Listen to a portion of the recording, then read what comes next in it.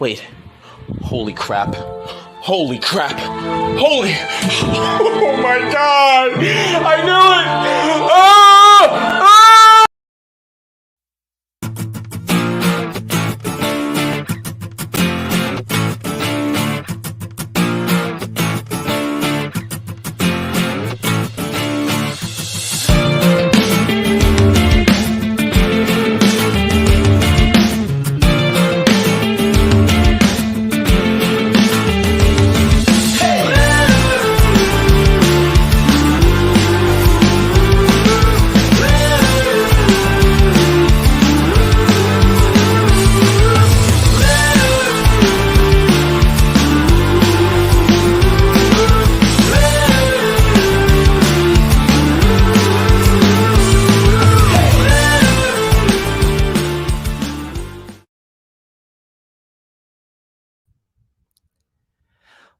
What is up, everybody? Welcome to another Monday. That's right. Hyperfocus. We're on Mondays. Now, listen, it's good to be here. It's good to I don't know. It's good to, after a long day, to just kick back behind my cramped little desk in my bedroom here, my studio, I mean, and chat with someone really amazing. I've got some cool, I've got a fantastic guest tonight that I am so excited to talk to. But before we get to all that, listen, I got to plug a few things that are happening on the channel. I got to plug the channel. We are the Bombad Cast. I am the Canon Junkie. And listen, Monday nights you get this show, you get the Hyperfocus show.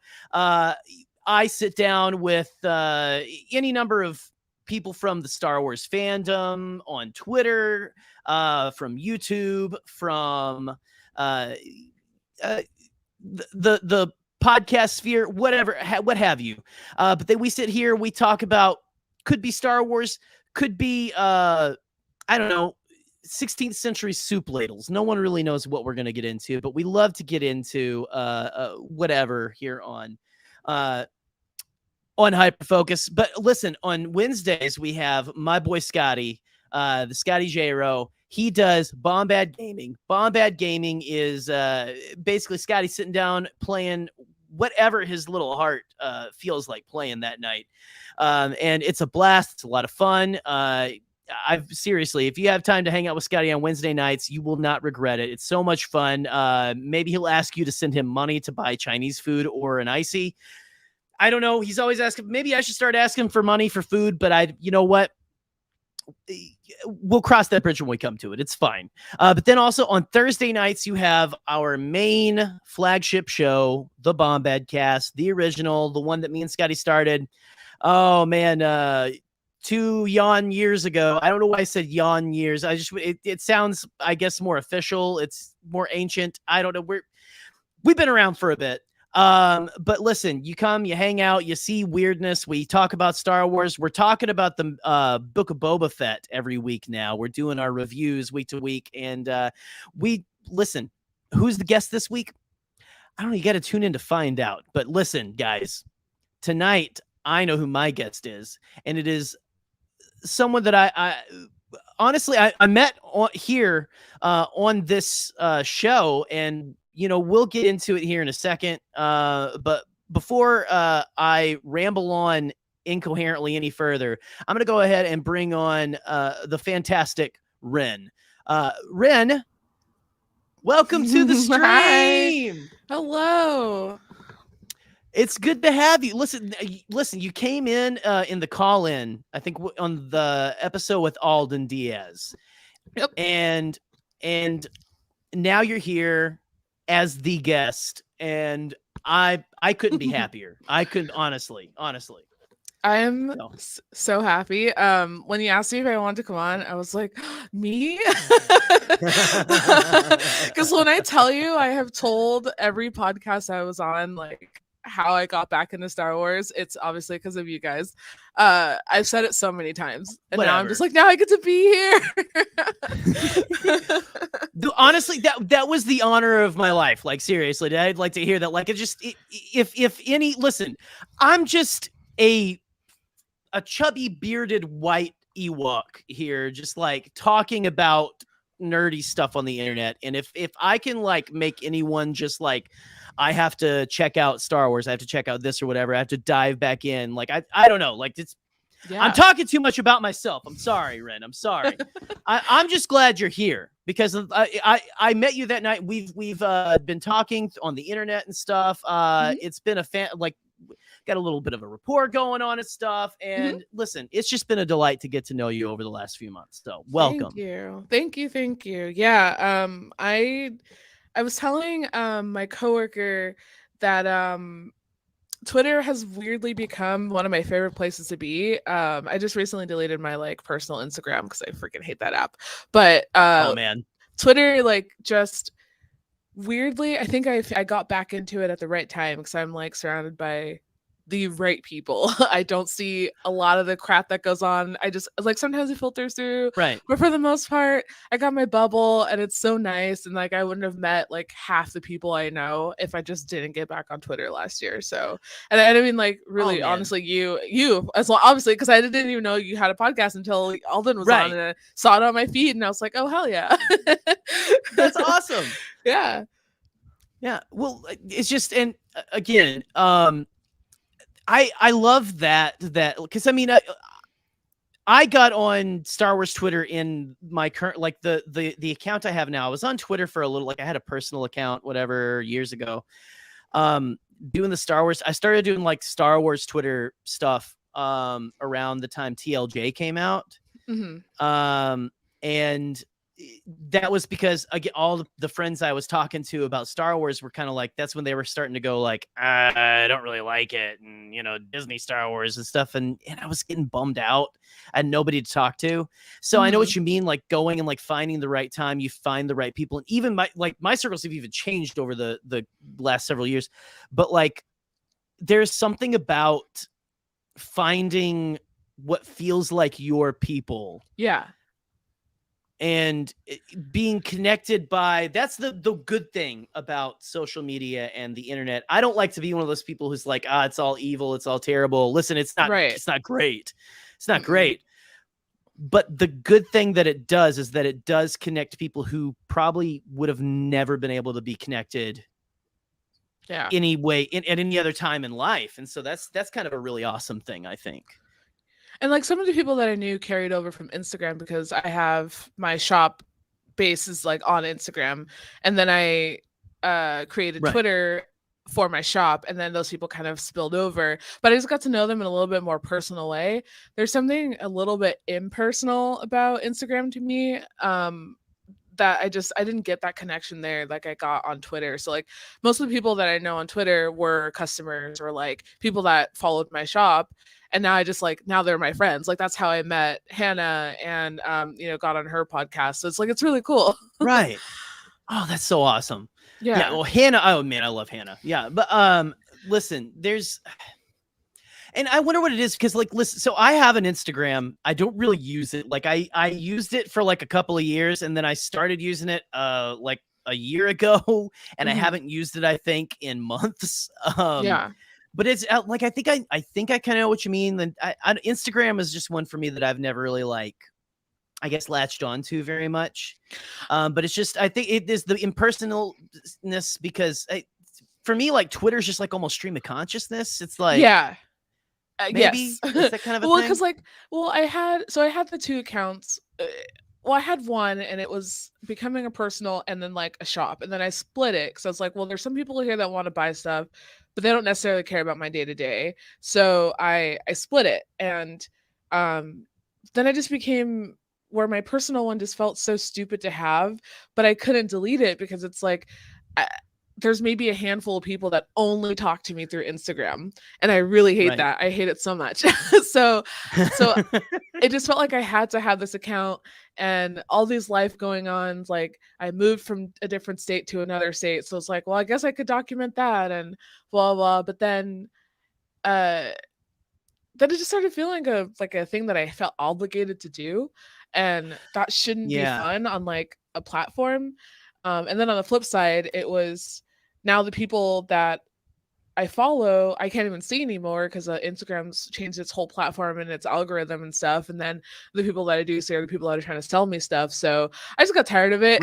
And I just deleted it today. And I literally like 3 days ago, I was like, I'm deleting my Instagram. If you want my phone number, because we're going back to that. If you want my phone number, you gotta DM me for it, because I'm leaving this app. And you can follow my shop page, but that's gonna be strictly for marketing my business.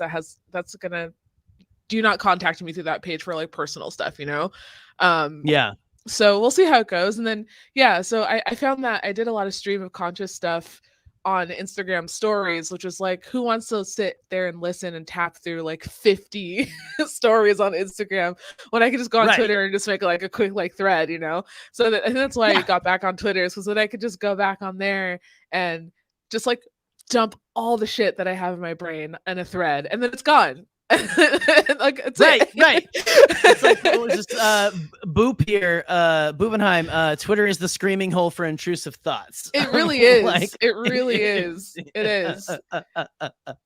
Well, and like that could. I mean, it's great sometimes. A lot of time we won't even get into a lot of the times. But So I think. Listen.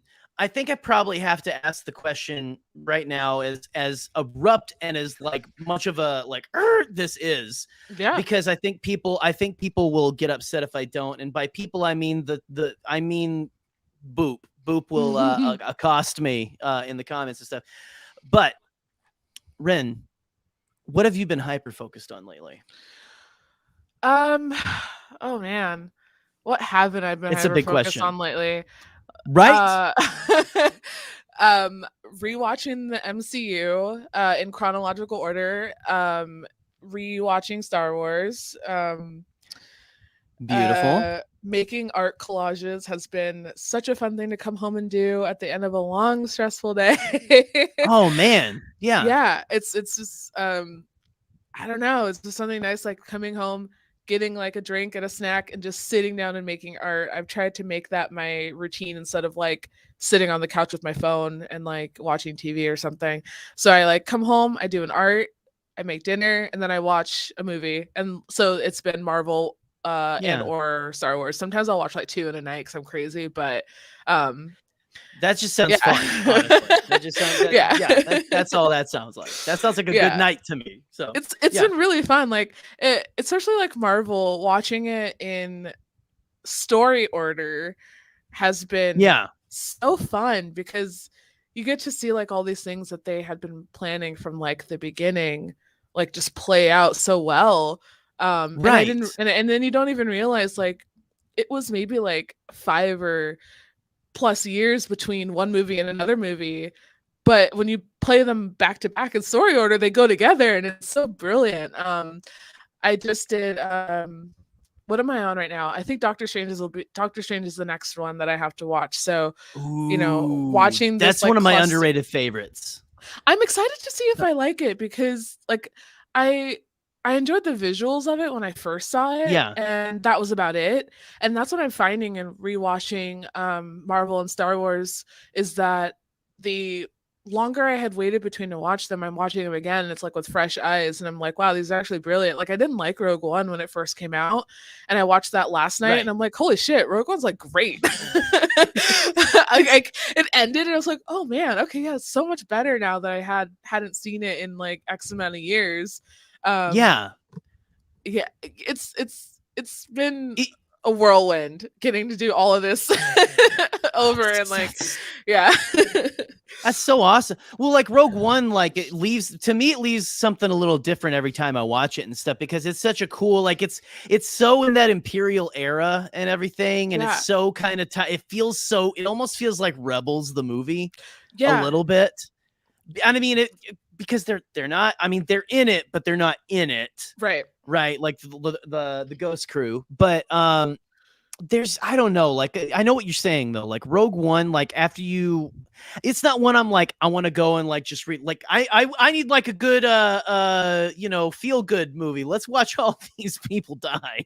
You know. Yeah, so like when I first saw it in theaters, I couldn't enjoy it because it's like, I know what's gonna happen. Yeah. Like I knew. And it's like, how am I supposed to Right. get attached to these people or feel literally anything when they're all just gonna die? And then you watch them all die and you're just like, well, I saw that coming. So like, do I care? Not really. Right. And then I think I saw it one more time after my initial watch, and I still kind of felt the same. But this was my third time watching it, and I don't know what changed or what clicked, but I was just like, I want more of this. Like, I want more standalone Star Wars stories. I think, and I had watched Solo the 2 days before, so which is also still a really good movie. And right, I'm just like, I want more of this. Like, we don't always need a trilogy. We don't always need these same sort of recycled stories. Which, I mean, granted, I love them. I'm not complaining about it, but I think they could really benefit from telling these like one-off stories. Because I mean, there's probably people out there like me who just probably didn't like them, and now they're getting shoved with trilogies, and so they're expecting trilogies, you know. But there's so much to learn from the standalone ones, and Rogue One just blew my mind yesterday. I don't know. Look, it's not like I haven't seen it before because I saw it before, but there was something about yesterday just watching it, and maybe it's because like I spent so much time away from the Star Wars community, like I talked about when I first came on. I think I just needed that time away. Yeah. And then I came back and now I'm just like, okay, I like all of this. Right. Well, sometimes you need that. Like sometimes it's good to like just take a step back and go, I'm going to go do other things. Yeah. You know, I'll come back to this. Maybe we'll see. And then you come back and you just like, you're able to see like, I guess, see it from a different angle maybe, or, I don't know. Like for me, I think a lot of it is like, I'm sorry. You know, no. I was saying, I think what it is that I don't have and again, it has to do with curating my spaces, but I don't have the negative, you know, chatter happening right now. Right. Whereas like that happened when the sequel trilogies came out, and that's how I got introduced to Star Wars initially. So it's like when you're introduced to something and you step into a space where everyone's shitting on it, it's like, well, it's not a fun place it kind of turns you out. Yeah. So I think now that I'm going back and I'm watching all this stuff, I don't have the internet basically telling me that it's like wrong or it's like really shitty, because I've curated this good space where everyone likes everything. You know, or at least if they don't, they're not, they appreciate, you know, they acknowledge that they don't. They're not like in your DMs and in your replies saying it's a piece of shit movie. Like you should like it. Right. So and you should feel bad for feeling enjoyment for watching something like right.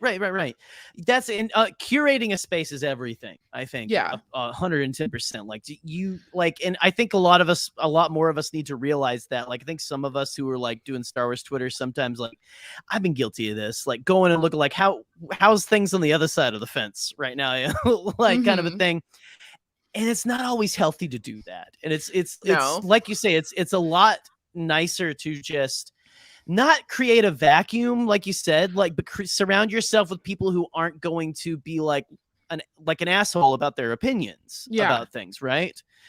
So I remember, absolutely. It reminds me of, and I'm sorry if this person is watching, I don't remember her username, but I was watching one of the MCU movies, and I can't even remember. It was Thor: The Dark World, and they replied to my tweet saying like that's when they kind of lost respect for Loki or something, because it was like a fake death.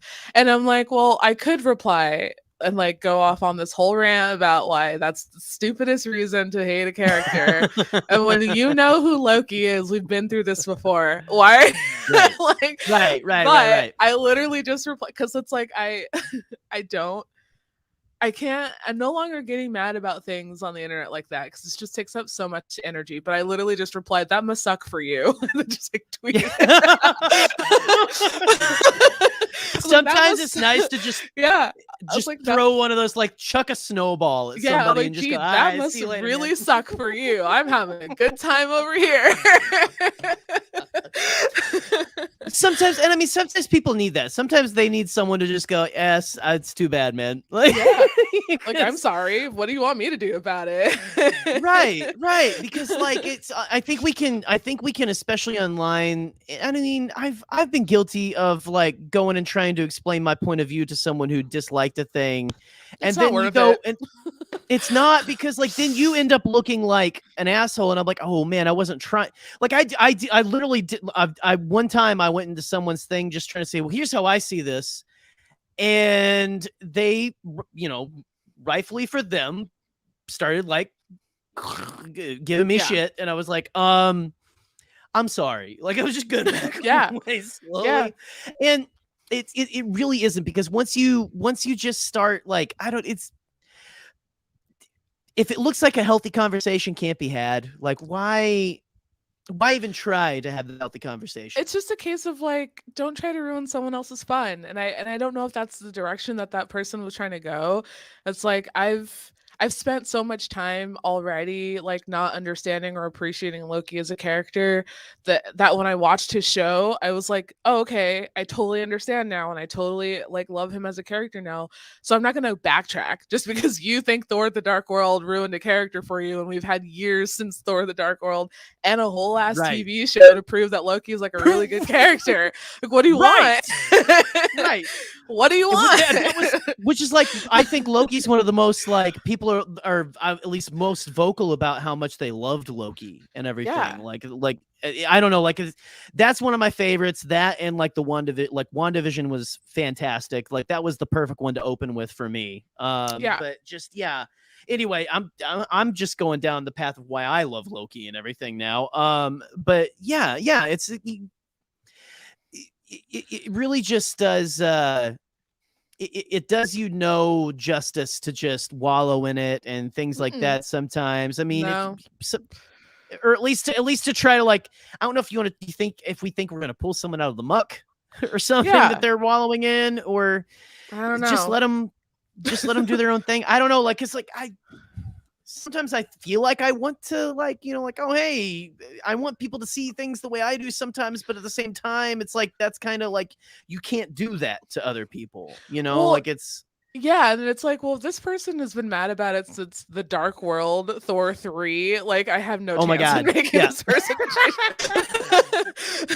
like, if it's a lot of people, if it's a TV show, like, I can understand that people are like, oh, I mean, I don't understand.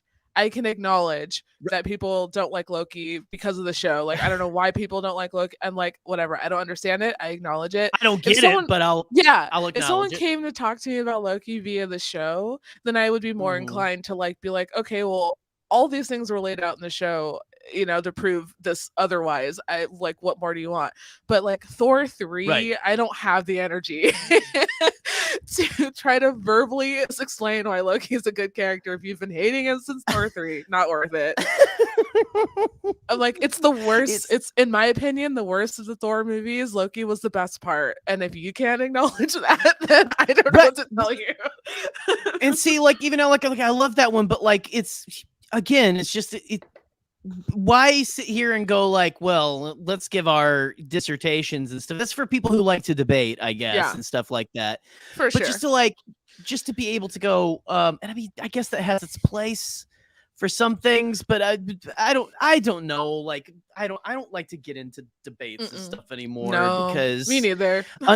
I mean, we can't even have a fucking presidential debate anymore without it getting ugly. So I don't.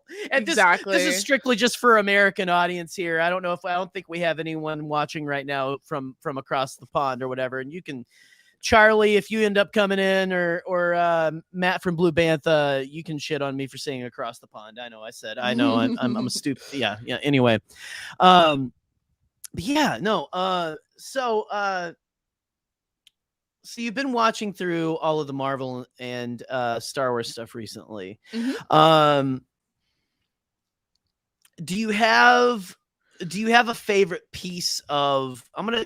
We'll go Star. I know, like, I try to steer away from Star Wars sometimes with the show unless the guest wants to talk about it. But do you have a favorite piece of Star Wars that you've been taking in recently that is just your absolute favorite that you want to like really rag on right now in the good way, rag on in the best way? I've been enjoying all of it, and it's probably like a cop-out answer, but no. And here's the thing, I haven't gotten to the sequel trilogies yet. So I stopped at Bad Batch. Clone Wars and Bad Batch were actually buffers because I didn't want to watch the sequel trilogy because my heart, everything in my body was not ready yet. Because that was my first introduction to Star Wars in a way. Now, that's not to say I hadn't heard of or seen bits of Star Wars before that, but that's what got me into it. So when I think about the sequel trilogy, I think of literally everything. I think of like the first time I saw John Boyega and the freaking The Force Awakens trailer and like the feelings that I felt. I thought about seeing it in the theaters for the first time and having my first ever Star Wars theater experience be The Force Awakens and like all the people that were in there with me. So like I think of all these things. And then I also think of when the final movie came out and how I felt, which wasn't good. And then being on the internet between that time. So it's like all these good and bad experiences with this trilogy. I'm just not ready yet. I just wasn't ready to have to sort of face all of that again. So I use Clone Wars and Bad Batch as like the buffer because it's like, well, if I watch these like 7 seasons of this show, it's going to take me such a long time. Joke's on me. I literally went through that show so fast. It was so good. And then, oh man, God, it's such a good show. It's just, and like most of that was my first time watching it too. I think I'd only seen 1.5 seasons before that. So everything after those 1.5 seasons were just brand new territory. And it was such a good show. Talk about a show not growing with the audience. I don't know if that's the right way to say it, but like just like a show growing with it's just in and of itself. Into something that no one I think expected. Yeah, no, absolutely fantastic. Yeah. So I'm going in that answering that by saying that I haven't rewatched the sequel trilogy yet. I don't know if now any of those will be my favorite things that I've consumed, but out of everything that I've watched so far, I would have to say, like the Bad Batch kind of did something for me that I didn't think it would.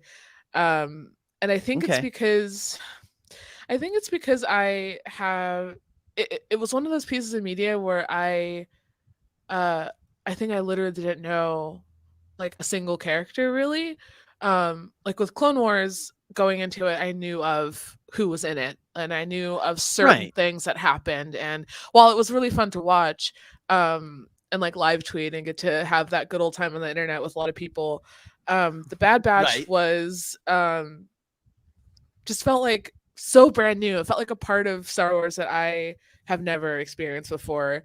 And I think that left me really excited for season 2. Oh man, so much. And I don't know if anyone follows me on Twitter here, which I think most of you guys do. Literally, my thing is I miss Crosshair. I love Crosshair so much.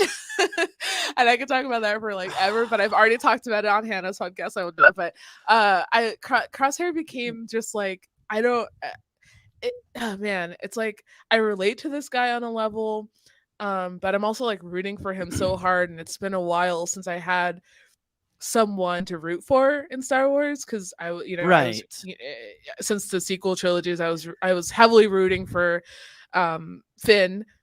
Joke's on me. Right. I'm sorry. But like Crosshair is like such a totally different character than anything I've experienced, and so I have this hope that I will get to see like a true like visual representation of, I guess, someone going from dark to light, if you will, because Right. I know he has good intentions, and I know that he, you know, when you live your whole life believing one thing, it's kind of hard to turn your back on that thing, and it left it on a cliffhanger. Yeah. So I'm like, I'm hoping that he goes through this journey of like going back to do what he wants to do, but he's learning it on his own. I don't want anyone to sort of drag him into like going against what he believes in. I want him to experience what, you know, go through that journey on his own and then come to the conclusion that, okay, they were right. And then find his way back to his family. That's what I'm hoping for. Right. And it's been so long since I've had like this like genuine excitement and hope for a character in Star Wars. So I think The Bad Batch is definitely my favorite thing that I've consumed so far. That's been new. In terms of like rewatch, like I said, Rogue One just I think that's probably my new favorite movie, like Star Wars movie. Oh, it's so awesome. Yeah. Yeah. Yeah. But again, I wouldn't have been here if it wasn't for you.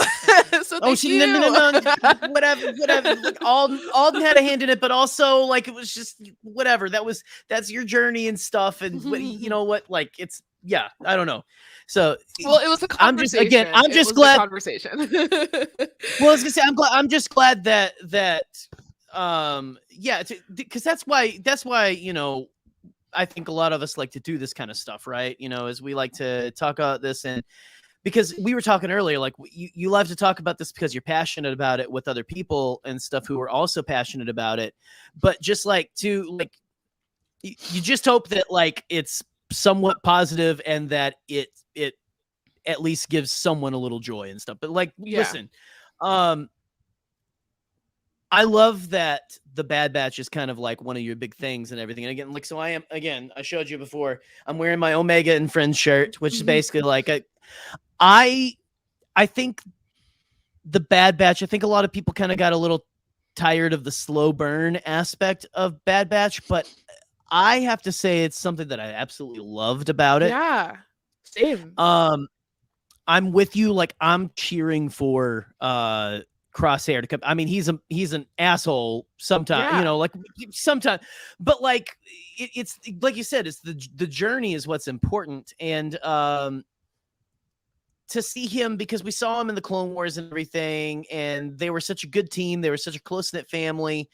To see them broken up was absolutely heartbreaking. To see them kind of, again, spoilers for Bad Batch. If you're watching the show and you're not cut up, I don't know what you're doing here. Welcome. Well, I'm sorry. Welcome. But also, I'm about to talk about a little bit of spoilers.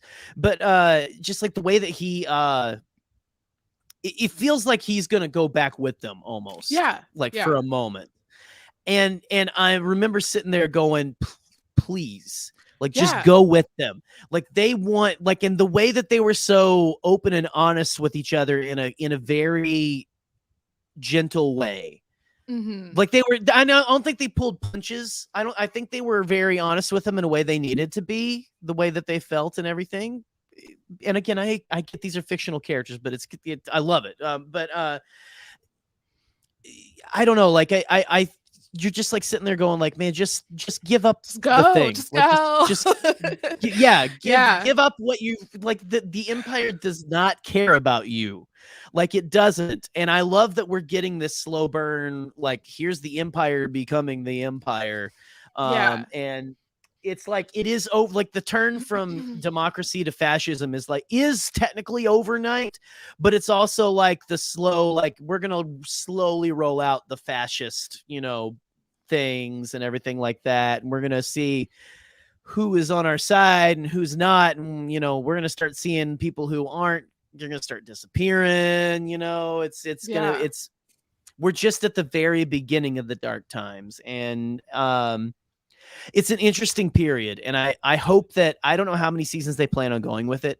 I really hope that they go several at least. I don't know. Like, I don't want them to go as, I'm weird. People are like, I don't want them to drag out a show. As long as you got compelling stories to tell, I don't mind. That's me. And I'm easily compelled, I'll say. So, well, and it's interesting to me that we got in the first season them bouncing back to people that we met in Clone Wars, and we're seeing how what's currently going on is affecting these people now.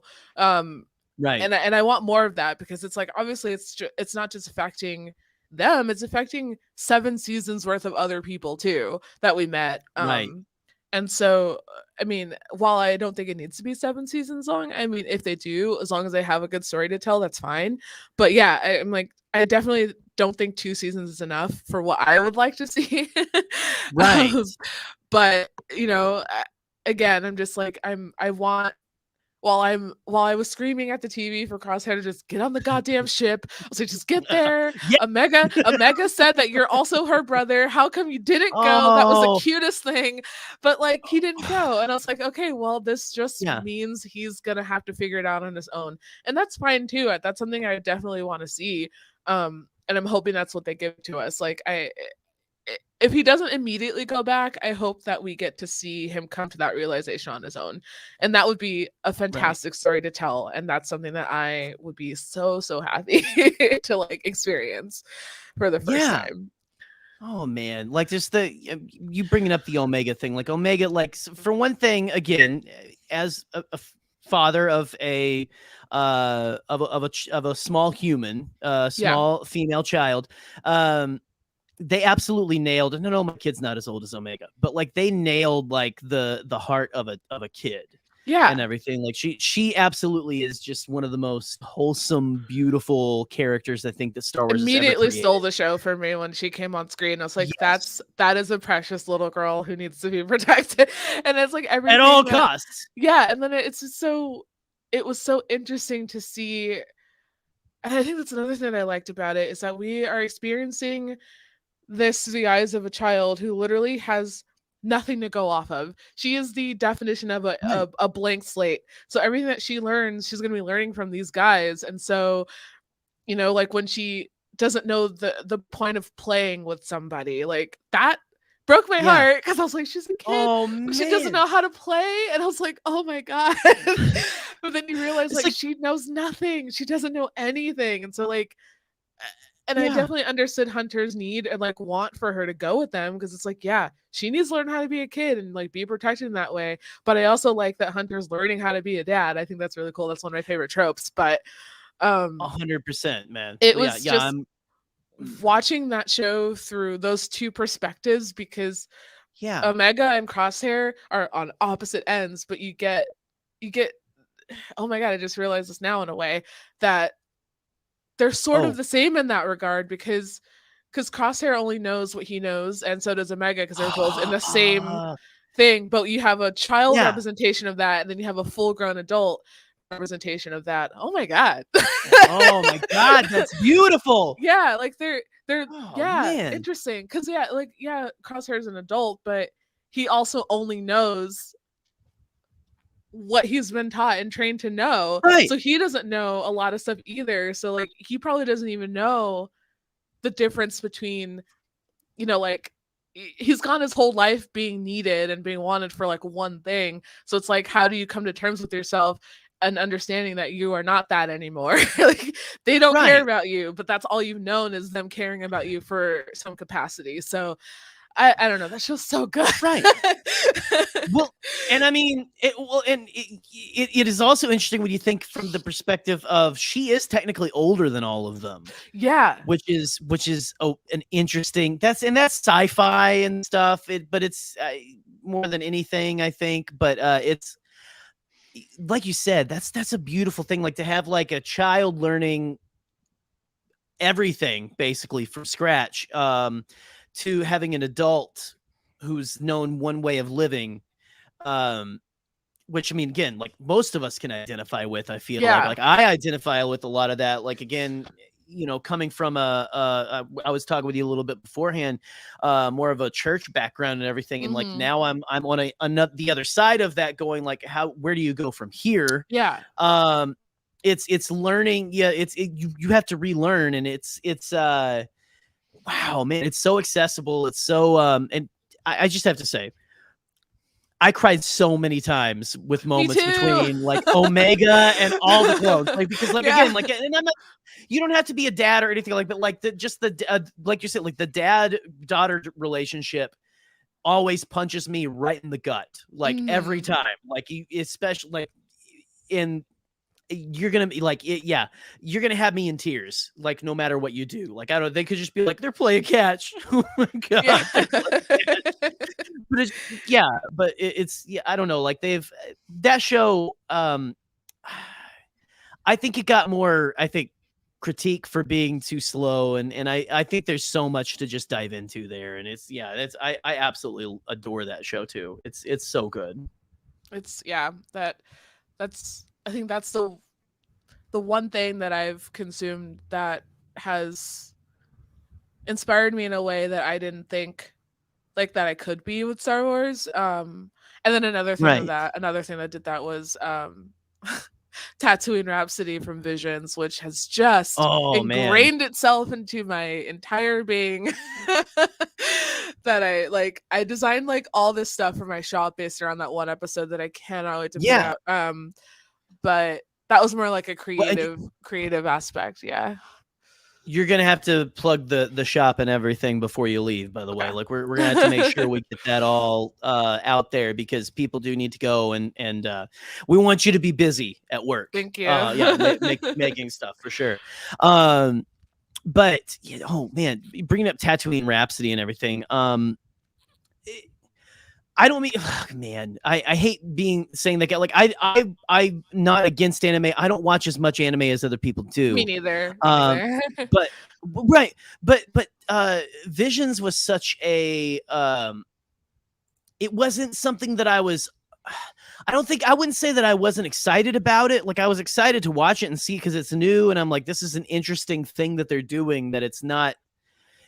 It's playing with it where people are like, I call myself the canon junkie. I know I'm not like crazy obsessed. Like I'm not like trying to figure out where Tatooine Rhapsody fits into everything.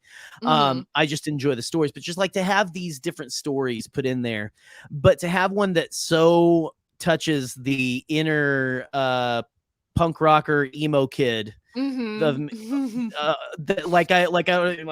don't know if you could tell, I still got kind of an emo flip going on. But like Tatooine Rhapsody, just there was something about it. It touched the Phantom Menace lover in me and everything. Like Phantom Menace is still one of my favorites. Obviously, me and Scotty named our podcast, our show, the Bombadcast, because of Jar Jar Binks and all that kind of stuff. We love the Phantom Menace, but to have to have like that, like the Mos Espa racetrack, to have Boba Fett even being in there, but to have it like, I don't know, like just the song was good, like all of it, just every aspect of it, like you're saying. It was funny. It was in a different art style that I didn't know if I was gonna like, but I knew I was gonna like the rocker kind of like prequel aspect of it, but I didn't think I was gonna quite fall so much for the friendship, right? And the relationships in the story, because they were so good. Like it was so well done. So what is it about Tatooine Rhapsody that really touches? Oh, sorry. Yeah, you were about to answer, I think. Yeah, I was. Honestly, it was like you said, it definitely hit like that spot in me that like went to shows and just like had a good time. Because I used to go all the time. And then I liked that it was I liked that you didn't find out until later that he used to be a Jedi. Like, or he was like in the training. He was like the Jedi in training, I think, and then he just like left. I think he ran away, if I remember that. And it just like broke my heart when he was trying to light the lightsaber, and then like, oh man, but I think it was just like the overall like concert vibe that it gave me that inspired what I designed, because immediately I was just like, okay, I love the story, I love the design, I love the colors, I love everything about this. And it made me think of like, what if I could take like this concert experience and plop it in like the 19 like a 60s sort of like you're going to a show and like this whole 60s aesthetic with all these colors, and like it made me think of just like old 60s like show posters with like the cool like weavy fonts and like that's where like my brain went. And so like I sat down and I was like, okay, I'm gonna design all this really cool stuff and make it feel like you're going to Tatooine to see this one time only show at the Mos Espa Grand Arena, and I have all this stuff that I want to do for it. It's going to take a while for it to come out, but I still hope that people are really excited about it when I do, because I want to make it like a full concert experience without the concert. And then I even thought, and I think I talked about this on the podcast I was on last month, I was like, what if I what if there is like some like a concert, but the concert is like we're all buddy watching this one episode on like Disney Plus. So it's like you get like a show ticket with this date and time on it, and then you come to this link and we all just watch the episode together, you know, just sort of like a fun thing. Oh man, yeah. But all the while you get really cool merch. Like I already have a t-shirt design that I'm going to probably unveil pretty soon, and I want to do like lanyards and like posters, like all this really cool stuff that you would get at a show. So awesome. And like you get this cool like because I miss going, and it's like we're all in like these COVID times and we can't really go anymore, so it's like how can I make this feel like an experience? And I even thought about like setting up like a pre-order thing where it's like you get like a physical concert ticket in the mail, but the ticket is just like a link, like it gives you the link to like how to shop access early or something like that. Like how can I make this fun? Yeah. And so I'm like putting all my work into it, but it inspired me that way. The story was also great, but it was the only one out of the episodes that I watched where I got inspired to create something.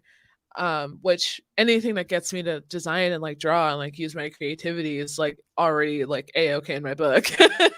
I never watch anything with the intention of like, oh, I'm going to design from this. I just kind of get the inspiration as it comes to me. I keep my phone at the ready though, because I have like a notes app full of stuff, but that's awesome. Like watching something, I feel like you lose a little bit of enjoyment if you're watching strictly for the purpose of like trying to profit, and that's just not how my brain works. Right. No, yeah, I know what you mean. You've got to like get that. It's got to spark that. I almost put Marie Kondo there for a second. Well, yes, like spark that joy. Yeah. But, you got to have that. Like because I mean, I used to write songs and stuff like that, and like I don't know if I could ever do like anything where like I had to write a song like the Get Back, like the Beatles and everything. Like, I would never get to that kind of level. But it's like you've got to like it doesn't work unless you have that like that spark that just like sets you off on that. And honestly, everything you're saying, I get it, because I knew you were planning like shirts and stuff like that, but that sounds absolutely incredible. Like what you're planning right there. That sounds so cool. Like seriously. Hoping it works. You got my attention. For sure. Yeah. And I mean, even if it comes out later and people aren't uninterested, at least it's there. And that's usually how I operate anyway. It's like I design stuff for my enjoyment because I want to. And if no one buys it right away, it's fine. Someone will stumble upon it, like the right person will find it. And that's also partially why I try to design a lot of stuff that features like characters of color from the things that I watch, because there's not a lot of it out there. So if I can just be like a little spot on the internet where you can come and get like a sticker from some show that you like, that it's like, it has the only like Black person, then like fine, it's cool. They might not sell fast, but they're there. And I like doing that. I like when someone orders something that's been sitting in my shop for a while, because it just means to me that they like this character too, and they were looking for something and something came up, and I was like, cool, happy to help. Right. That's what I hear from a lot of people who are artists, or who write songs, who paint, to do whatever, is like, you got to create stuff that it's almost like I create the stuff that I want, that I would want to consume. And you just hope that someone else wants that as well. And I mean, I honestly, it sounds incredible to me, because you're speaking to the inner like scene kid of me, who like was going to shows and stuff like that, you know, things like that. That's it. It sounds just like an absolutely like Warped fun, Tour. Like if you thing. ever remember Warped Tour, so like that experience, that is a whole experience in and of itself that I miss so much. And I hate that. I hated like the point where I got too old that I didn't recognize any of the bands anymore, so I had to stop going.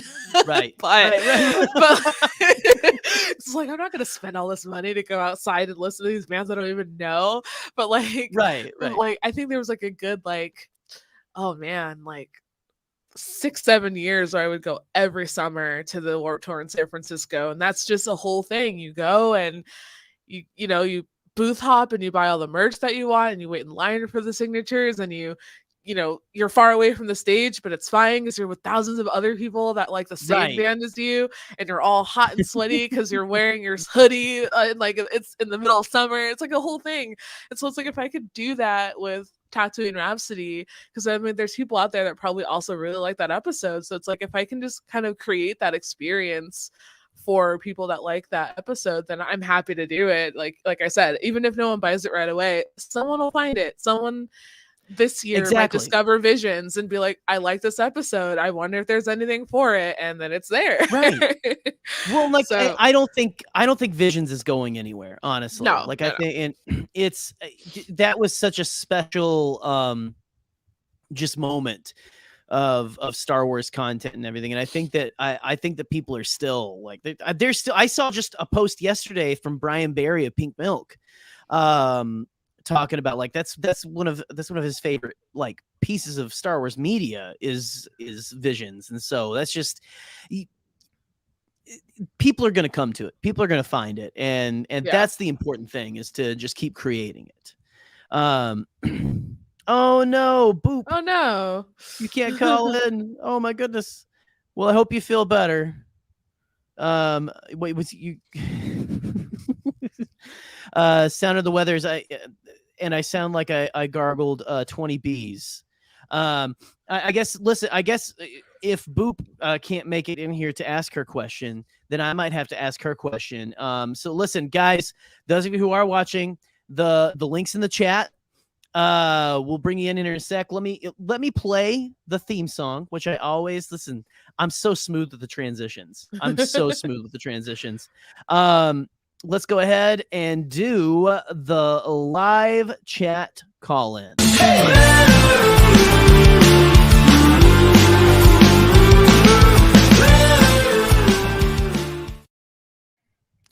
All right, we had someone and they left, so no, they'll come back. I don't know if that was like on my part or what. But listen, I'll go ahead and ask Boop's question. I'm going to post the link in the chat again, just in case. There we go. Come join us. We're having a great time here. We're talking all the just creativity. We're talking Bad Batch. We're talking Tatooine Rhapsody, which get like I forget how much I'm probably gonna rewatch that. I might rewatch that before bed tonight, honestly, because it's been a little bit since I've rewatched any of those shorts. And there's just the art, the story, everything is so good. Mm-hmm. But I digress. So the question, and I you probably heard it before. You listen. You might have had time to think about it. I don't know. But in Boop's stead, if let me make sure I get it right. My God, I hope there's so much pressure. I want to make sure I do this correctly. Okay. Boop, don't yell at me. I'm trying.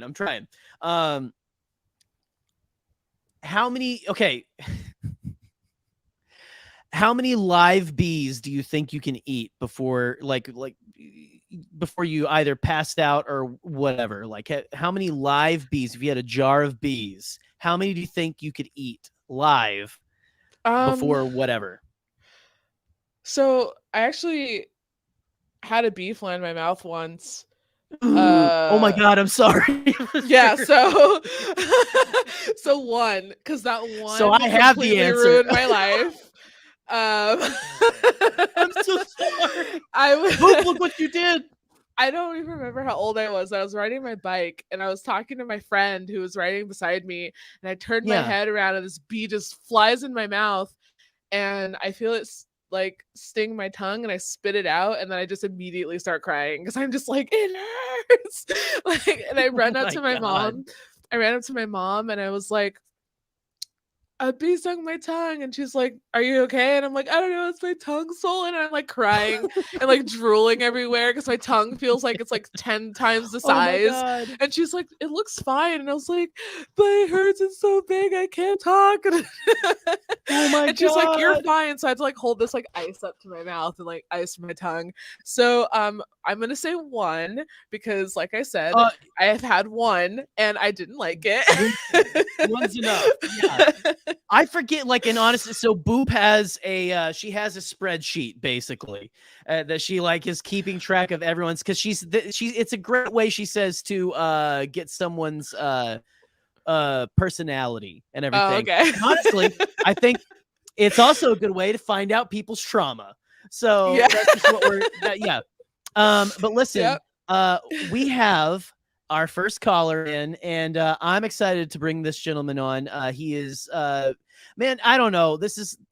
I don't know if you've ever gotten this before, Nick, but this is Nick Milky of the Will's Podcast of the Wills. What's up? You're like, Nick, you're like the what am I trying to say? You're like the tread carefully, Jerry. Your voice is just smooth as Southern Comfort whiskey. Let's just say that. Like, there you go. You got that nice smooth Southern Comfort. That works out because I'm in the South, and while it's not Jack Daniels, I am drinking whiskey. So there you go. Hey, cheers, nothing buddy. if not on brand. Always. So, I talked through your entire like coming on here. So go ahead. That's okay. Well, funny story. I, with all apologies to you and your fabulous guest, I keep forgetting that you're on Mondays again. I keep expecting you to be on Tuesdays because you had a Tuesday phase. So I switched up. Yeah. So I popped in because, fun fact, Jerry and I have shared custody of a StreamYard page. And I popped on to StreamYard to do something for my show, and it said live. And I was like, what is that? Like, just being a dum-dum. Like, I clicked on it, not knowing what was going on. And I was like, oh, he's on right now. And then I panicked. So I just hit the X button. So it was like a panic click out, and you're like, no, he just disappeared. And I was like, no, I'm not supposed to be here. Like, I'm in the wrong place.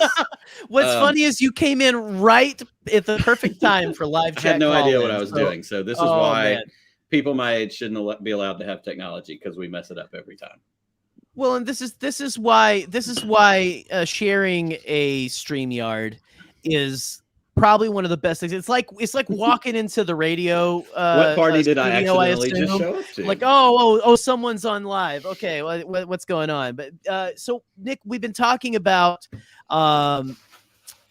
Rin's journey through, like, basically kind of leaving Star Wars for a little bit, coming back to it, and really just enjoying. Why am I speaking for you? I don't like it, but just like we've been talking about the things that really have been like piquing their interest and stuff. Like what was it, like I'm wearing like the Omega and Friends shirt. Why can't I think of the name of the show? Bad Batch. Tatooine Rhapsody. I don't know if you got to hear. Did you, Nick? You're a music guy as well. You enjoy going to live shows and stuff. Right. I don't know if you were able to hear what Rin has. I literally just got here, so I feel bad. I've missed the entire show, and now I'm here. It's okay. Pretending like I belong here. We'll fill you in. You do belong. Yeah, give me a rundown, Rin. What are we talking about? So we were talking about. I brought up Tatooine Rhapsody as being the only part of Visions that like really inspired me to create something. Because of that nostalgia I have for going to shows. Like we were talking about Warped Tours and like being able to have a concert experience from like start to finish. So I basically was like, what if I took Tatooine Rhapsody and put it in like this weird like in between 60s 70s sort of retro concert experience, because it made me like with colors and everything. I thought of like the hippie posters that you would see in the 60s with like the wavy font and all the colors. And I'm basically theming like, what if you got to go to a one-time showing of Star Waver in the 60s? What would that look like? So I'm like creating this whole like concert experience, like package thing of like merch for this concert that doesn't even exist. But that's just how my brain works. Cool. So it's That's amazing. And I love that because it sounds, and obviously it's so visual. I mean, are you making actual physical items like a pass and a poster and yes. Oh, get ready. Seriously. that kind of stuff? So cool. I love that so much because I'm a very visual person, as a lot of people are, but like I'm a sucker for aesthetics and packaging. Yeah. And certainly things that are themed. And like I live in the South, and so we have, you have these everywhere. But like the old school concert posters, like it could be the Ryman Auditorium. It could be, and there were certain artists that did certain versions of those. And so like one of my best friends in his house, he has them all over his house from different either country concerts, or sometimes they are, even just like the catchphrase that's on the wall in your house, there's no place like home, but stylized in that way. And I'm such a sucker for that kind of stuff. And I even joke all the time, I'm such a sucker for packaging and marketing that like you could package a thing of dirt, but if it's in like a really cool retro looking container, I'd be like, damn, I think I need that. Yeah. Like I used to joke all the time. I was never a Miller Lite drinker, but when they went back to putting Miller Lite in the original like vintage like 70s and 80s cans, I walked through the beer aisle at the grocery store and thought, maybe I want Miller Lite. And it was because of the package. I didn't care about what was in it. So I love that you champagne of beers, man. I love that you see that in something that spoke to you, in Tatooine Rhapsody, in Star Waver, in, that band. And you went, I love that. I want to do more. I want to see more, that's what inspiration is. And I love that you, not only did you have that thought, but you're doing it. That's the bigger part of it. That's fantastic. Can I show the t-shirt design? Please. Okay, hold on. Okay, hold on. Is this an exclusive? Hold on. I'm gonna have to. Yeah. I'm gonna pull you up big whenever you come back with it. Okay. Let me. Okay, hold on. All right, hold on. You got it. Listen. So this is an exclusive because this is gonna be on Rin's shop, later this year.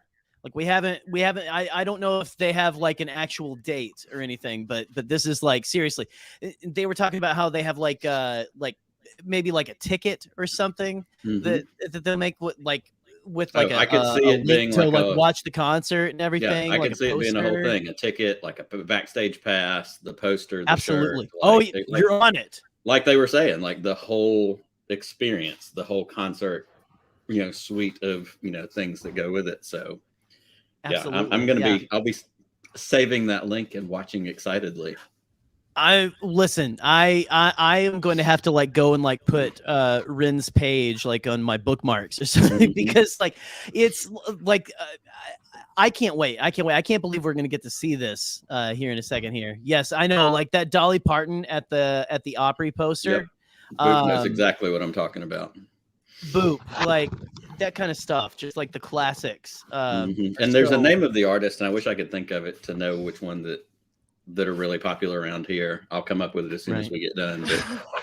Okay. All right. Big so, reveal. It is, big reveal. Okay. So I remember I was talking about how the color palette just like was really, I don't know, the color palette of that episode is so cool. But what I did was I put my feelers out for like 2 different color shirts, and a lot of people voted for like this jade green color. And then I found the color of, I can't remember his name, and I should know his name. The main character is like blue hair, and I was like, well, what if I put that on like this jade green shirt for this design? Okay, so let's see if I can hold it up. Here we go. Oh! Oh my God, that's right. So that I will be ordering this when it becomes available. You sold Nick. So like it's like I found this really cool font, and I was like, I love this, but it needs to be better.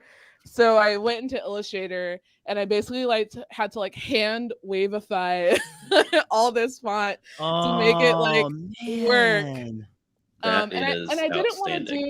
didn't want to do because like anyone could take the characters and put them on a t-shirt, and that's totally fine if that's the branding that you want to go with for that. But I'm definitely like a if you know kind of designer in a way, especially with wearables, because it's like not all the time does it have to be just like a blank, a poster of the thing and like the character. Right. So I feel like with this one, it's definitely like if you know, like if you saw it, then you know. And Star Wars fans will be like, oh, sick. Non-Star Wars fans will probably be like, what is most Espo Grand Arena? And then you have to explain it. But yeah, it's got like that 1960s vibe. exactly. Like you were talking about. That's what I was going for. Oh, and I love specifically that it hits you with an era. Like you watched it, and what we see, because of course I think we even texted back and forth, Jerry and I did, when it came out, because we both, fell in love with that particular episode. But it automatically had kind of that Green Day 90s, I got some of those vibes out of it. And that doesn't mean they're not there, but everybody's interpretation is different. And that's one of my favorite things about Star Wars in general, is what your experience is not going to be a 1-to-1 match to what mine experience is, or what Jerry's is. So the fact that you looked at it and went, ooh, 60s, like I'm so here for the fact that like you owned an aesthetic, you owned the decision to go, this is what I'm feeling and I want to run with it. Like I'm so excited that you did that. That's fantastic. This was like the first thing I designed, which I still kind of want to use it, but I don't know what for yet. But this was like the concept that I came up with for it. Oh, hold on. So let's pull you back up. Solo layout real quick. There. So, oh my God! Look at that. That's so awesome. The background is sort of like pastel, wavy. I don't know if you can really see it, but like those old 60s posters where you got like the wavy, hippy dippy colors, but it's like a pastel version because there's so many pastels in that episode. It hit me in that way, and like while the story is fantastic too, I just wanted to create an experience. And so that's what I'm really going to try to do. And it might take me a little bit longer, but it's like, it'll be worth it if it means like people get lanyards and VIP passes and like, prints and stickers, like bumper stickers and really cool stuff like that. But the t-shirt and the digital art were like the two things I did first. And I really like the t-shirt design. So I'm enjoying it so much. It's really cool. Yeah. That's absolutely amazing. And like I said, I will be watching for when it's available for purchase. Same. Like I want to like slap. I want that. Like I want that art like slapped on the back of my like denim jacket or something. Yeah, like so giant patch or something. That kind of a thing. Yeah. I'm trying to think of like that design. It could be so universal. It could be like a car decal. It could be like a bumper sticker strip. And that's. I have a background in graphic design anyway and apparel design, so like double whammy. But whenever I design something, I try to think of ways that designs could be utilized in different ways, especially with Star Wars stuff, because it's like I don't know about you guys, but for me in particular, I like to have like variety. So it's just like maybe I don't want to I don't want a shirt all the time. And I know there's people that don't want a shirt all the time, but they like the design, so they might want it on something else. So if I can translate that art into various pieces of things and different price points, then I get to make a bunch of people happy all at once. And that's just that's how I feel like most shops should be, but that's just my opinion. Listen, if you're the only one doing it, then that's like just as much incentive for people to just come to you and stuff. Seriously. So that's fantastic. So it's amazing. And I'm glad that I accidentally rated Jerry's stream tonight, just because that means I get to find out about this and be excited about it. We're so excited for you to come, but like, you're gonna like, I'm gonna be spreading the word. I bet Nick will be too. Well, Nick's probably just gonna make sure that he can lock down a shirt. I'll spread the word after I get mine. Then we'll worry about it. Yeah. Exactly. But that's just so incredible. The art's amazing. Nick, do you have anything else, buddy? But before you leave, or you head out? Not at all. I'm just glad to get a minute to pop in and say hey to both of you and learn about this amazing new art that I'm excited to have in my life. So good job. Thank you. Awesome. Well, Nick, thanks for stopping by, buddy. Of course. Appreciate it. And listen, hey, next time I'll see you next Monday, and I'll see you next That's Monday. Right. Okay. Now I know that it's Monday. I'll be more prepared. Monday's at yes, exactly. So there you go. It's fine. Hey, have a good day, Nick. Yep. See y'all. Bye. Oh. You push the button. I'm gonna let you push it, but this is the problem when you share a studio. Everyone pushes the button. Everyone pushes the button at the same time.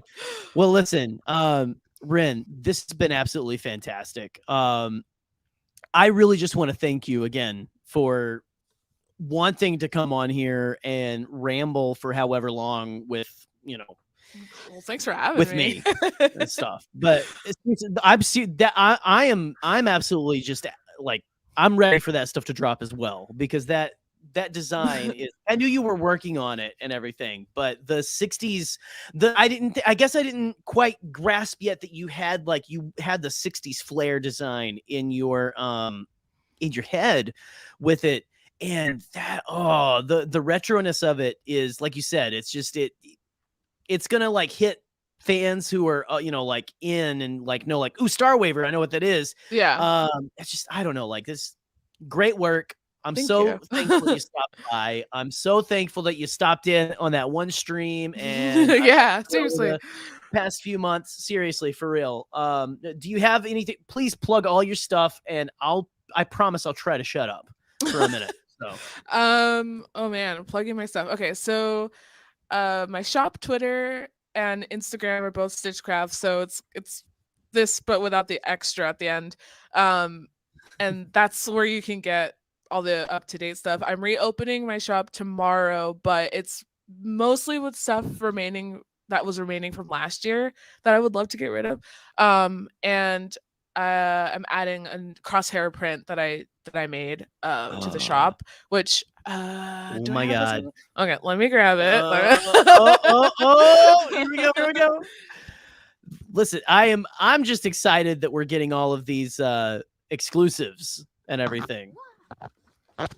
So I taught myself this thing called block printing, which is basically like making giant stamps. So you're like carving into these blocks to make stamps, right. basically. And I want to do the entire Bad Batch team, but I did Crosshair first because he's my favorite. So it's basically like hand carving and hand printing, and it takes a long time, but they're worth it. They dry pretty nice. But so this will be added in there when I reopen tomorrow. And then new stuff will be added slowly but surely. I have like some Witcher prints that I want to do that were collages that I made. Nice. Right. Yeah. So Stitchcraft, this username, Stitchcraft Extra, started as my shop account. But then it just got too like live tweety and like being excited about stuff, and I was like, let me separate the two. So if you want to follow me there, you can. It's mostly like live tweeting MCU, Star Wars, talking to friends, commenting about Adam Driver, etc. And then my website is just stitchcraft.com, which that's where you can find shop and all that good stuff. So yeah. Awesome. Well, again, thank you so much for coming on. And I'm seriously, I hope you get a lot more. Listen, I can't wait for the Star Waver shirt. So again, tell all your friends, spread the word. The shop opens tomorrow. Check it out. Tell your friends. Let Ren be the busiest they've ever been. Like forever. Like seriously. Thank you. Yeah. But anyway, guys, thank you again for hanging out with us tonight. It's been great to be here with you all. Thank you, Nick, for stumbling into the studio with us to talk. That was a great time. And if there's nothing else, have a great night, everybody. I still don't know how to end the show. So Bye. Bye.